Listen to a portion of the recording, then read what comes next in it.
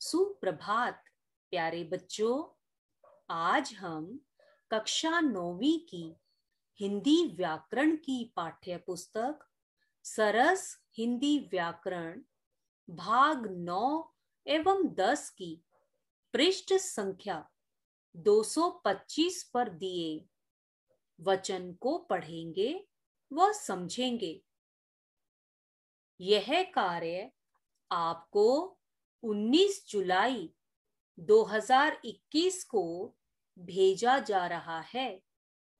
यह आवाज कल्पना शर्मा की है। बच्चों, जैसे कि आप जान चुके हैं कि आज का हमारा विषय वचन है, इसलिए आप सभी अपनी अपनी पुस्तक एवं उत्तर पुस्तिका निकाल लें और पढ़ने के लिए तैयार हो जाएं। पाठ के मध्य आपसे विषय से ही संबंधित कुछ प्रश्न पूछे जाएंगे, जिनके उत्तर आप विषय को ध्यान पूर्वक समझकर ही दे पाएंगे। आशा करती हूं कि अब आप पढ़ने के लिए पूरी तरह से तैयार हैं। आइए सबसे पहले हम वचन के बारे में जान लेते हैं। बच्चों, मैंने नीचे 2 वाक्य लिखे हैं, उन्हें पढ़िए। पहला वाक्य है लड़की गाती है। दूसरा वाक्य है लड़कियां गाती हैं। उपर्युक्त वाक्य को आपने पढ़ा। आपने पढ़ते समय ध्यान दिया होगा कि पहले वाक्य में कर्ता शब्द एक का बोध करा रहा है, जबकि दूसरे वाक्य में कर्ता शब्द अनेक का बोध करा रहा है। अतः हम कह सकते हैं कि शब्द के जिस रूप से उसकी संख्या का बोध हो, उसे वचन कहते हैं। वचन के भेद। हिंदी में वचन के 2 भेद हैं, एक वचन और बहुवचन। आइए इन्हें विस्तार से जानते हैं। सबसे पहले एक वचन। शब्द के जिस रूप से एक ही वस्तु, पदार्थ या प्राणी का बोध हो, उसे एक वचन कहते हैं। जैसे लड़की, घोड़ा, चिड़िया, नदी, पंखा, माला आदि। ये सब शब्द एक वचन का बोध करा रहे हैं। दूसरा है बहुवचन। शब्द के जिस रूप से एक से अधिक वस्तुओं, पदार्थों, प्राणियों का बोध हो, उसे बहुवचन कहते हैं। जैसे लड़कियां, घोड़े, चिड़ियां, नदियां, पंखे, मालाएं आदि। ये सभी शब्द बहुवचन का बोध करा रहे हैं। आगे हम जानेंगे वचन संबंधी महत्वपूर्ण नियम। वचन के विषय में नीचे कुछ महत्वपूर्ण नियम सदैव याद रखने चाहिए। वे नियम इस प्रकार हैं। कभी-कभी आदर प्रकट करने हेतु एक वचन के स्थान पर बहुवचन क्रिया का प्रयोग किया जाता है। जैसे गांधी जी सदा सच बोलते थे। दूसरी उदाहरण है, क्या आप थक गए हैं? दूसरा नियम है, कुछ लोग अपना अधिकार, बड़प्पन जताने के लिए मैं के स्थान पर हम का प्रयोग करते हैं। जैसे हम आज ही लखनऊ से आए हैं। दूसरी उदाहरण है, पिताजी ने कहा हमारा कोट ले आओ।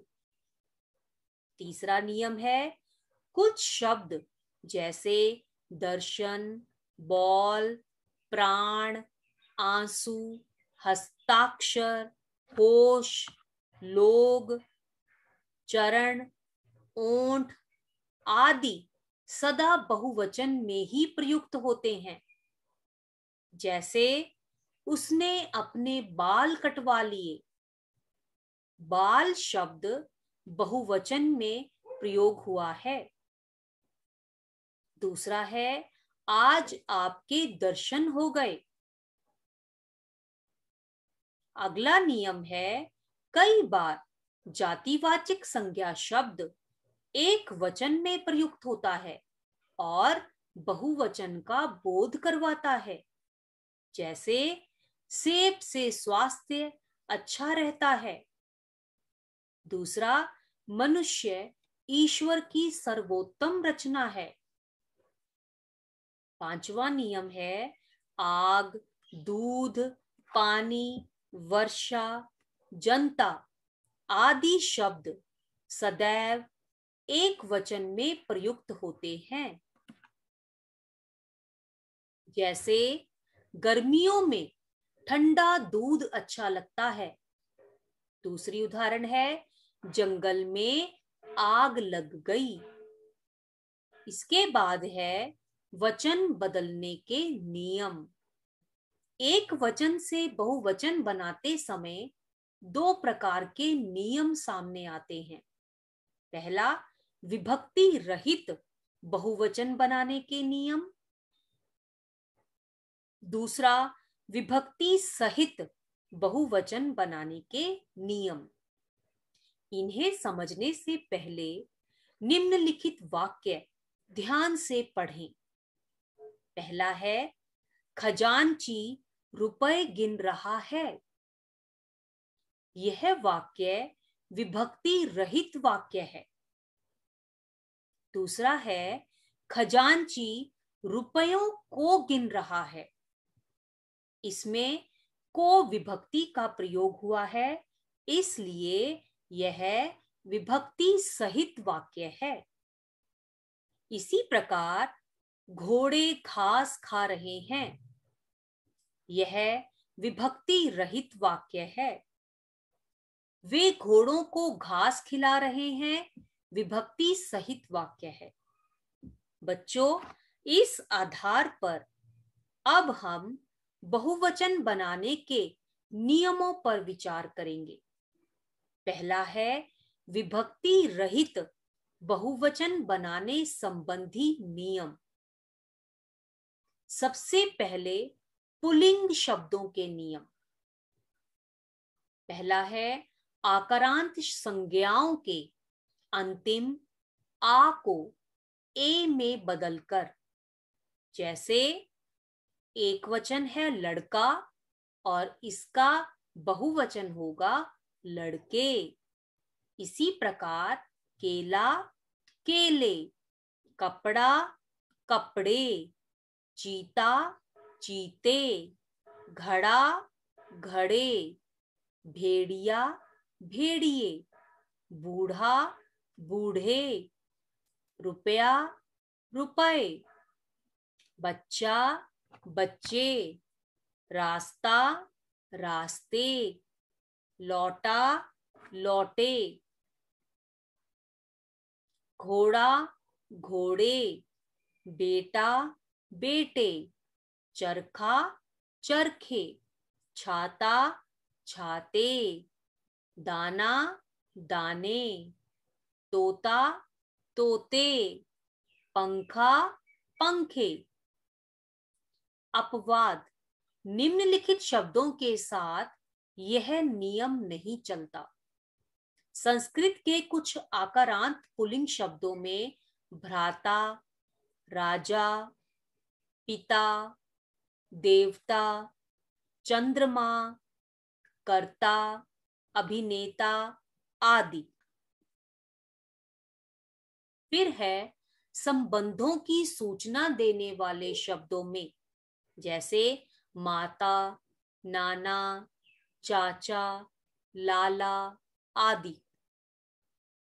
कुछ शब्दों के साथ लोग, गण, वृंद, जन, समूह आदि शब्द जोड़कर भी बहुवचन बनाए जाते हैं, जैसे सभ्य लोग, छात्र गण, अध्यापक वृंद, अधिकारी वर्ग आदि।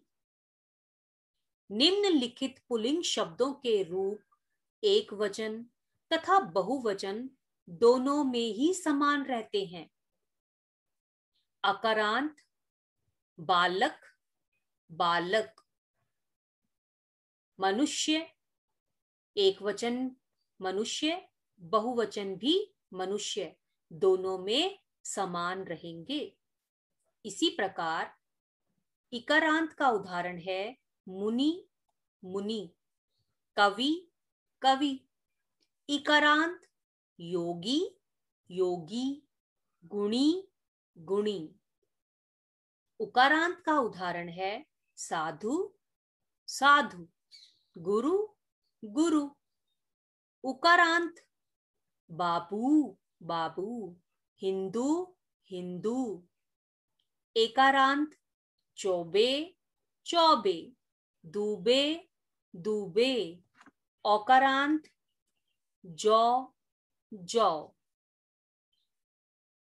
अब है स्त्रीलिंग शब्दों के नियम। सबसे पहले अकारांत स्त्रीलिंग शब्दों में अंतिम अ को ए करके, जैसे आंख एक वचन है और इसका बहुवचन होगा आंखें। पुस्तक, पुस्तकें। बात, बातें। कलम, कलमें। रात, रातें। झील, झीलें। बहन, बहनें। दीवार, दीवारें। सड़क, सड़कें। नहर, नहरें। पेंसिल, पेंसिलें। चाल, चालें। फिर है आकारांत स्त्रीलिंग शब्दों में अंतिम आ के आगे एं जोड़कर, जैसे सभा, सभाएं। कथा, कथाएं। कन्या, कन्याएं। लता, लताएं। अध्यापक, अध्यापिकाएं। महिला, महिलाएं।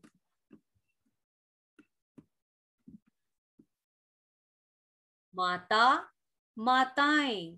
भावना, भावनाएं। बालिका, बालिकाएं। सेना, सेनाएं। लेखिका, लेखिकाएं। कविता, कविताएं। कथा, कथाएं। माला, मालाएं। फिर है इकारांत स्त्रीलिंग शब्दों के अंत में या लगाकर, जैसे जाति, जातियां। राशि, राशियां। नीति, नीतियां। पंक्ति, पंक्तियां। तिथि, तिथियां। निधि, निधियां। रीति, रीतियां। समिति, समितियां। बच्चों, अब मैं आपसे कुछ प्रश्न पूछूंगी। प्रश्न सुनकर आप अपनी ऑडियो को 3 मिनट के लिए रोक देंगे और इस समय में आप पूछे गए प्रश्नों के उत्तर लिखेंगे। प्रश्न इस प्रकार हैं। प्रश्न 1, वचन किसे कहते हैं, उदाहरण सहित लिखिए। प्रश्न 2, सदैव एक वचन और बहुवचन में प्रयुक्त होने वाले संज्ञा शब्दों के 2 उदाहरण लिखिए। प्रश्न 3, रेखांकित शब्दों का वचन बताइए। नेताजी जनता के लिए काम करेंगे। इसमें रेखांकित शब्द है नेताजी। प्रश्न 4, रेखांकित शब्दों के वचन बदलकर वाक्य पुनः लिखिए। बच्चा मैदान में बैठा है। रेखांकित शब्द है बच्चा। बच्चों, प्रश्नों के उत्तर लिखने के लिए दिया गया समय अब समाप्त हो चुका है। आशा है कि आपने पूछे गए प्रश्नों के उत्तर लिख लिए होंगे। पूछे गए प्रश्नों के उत्तर इस प्रकार हैं। उत्तर 1, शब्द के जिस रूप से उसकी संख्या का बोध हो उसे वचन कहते हैं। जैसे तोता, तोते, छाता, छाते, ऋतु, ऋतुएं। उत्तर 2, सदैव एकवचन और बहुवचन में प्रयुक्त होने वाले शब्द हैं बालक, मनुष्य। उत्तर 3, नेताजी जनता के लिए काम करेंगे। रेखांकित शब्द एक वचन है। उत्तर 4, बच्चे मैदान में बैठे हैं। बच्चों, विषय को आगे बढ़ाते हुए अब पढ़ना आरंभ करते हैं। इकारांत स्त्रीलिंग शब्दों के अंतिम ई को छोटी ई में बदलकर तथा अंत में या लगाकर। जैसे नदी, नदियां, धोती, धोतियां, रानी, रानियां, स्त्री, स्त्रियां, रोटी, रोटियां, सखी, सखियां, टोपी, टोपियां, थाली, थालियां, लड़की, लड़कियां, नारी, नारियां। उकारांत और उकारांत और ओकारांत स्त्रीलिंग शब्दों के अंत में ए लगाकर अंतिम उ ह्रस्व कर दिया जाता है। जैसे वस्तु, वस्तुएं, बहु, बहुएं, धेनु, धेनुएं, वधु, वधुएं, ऋतु, ऋतुएं, गौ, गौएं। फिर है या से अंत होने वाली संज्ञाओं को बहुवचन में बदलने के लिए अंत में अनुनासिक जोड़ा जाता है।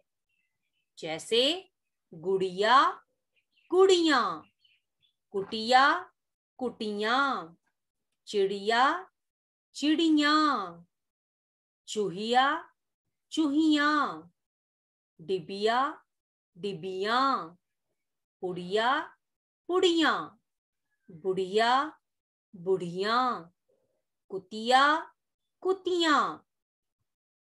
आगे है विभक्ति सहित बहुवचन बनाने के नियम। अकारांत, आकारांत और उकारांत शब्दों के अंत में ओ जोड़कर, जैसे घर, घरों, बंदर, बंदरों, बूढ़ा, बूढ़ों, चोर, चोरों, घोड़ा, घोड़ों, मूर्ख, मूर्खों, लड़का, लड़कों, साधु, साधुओं।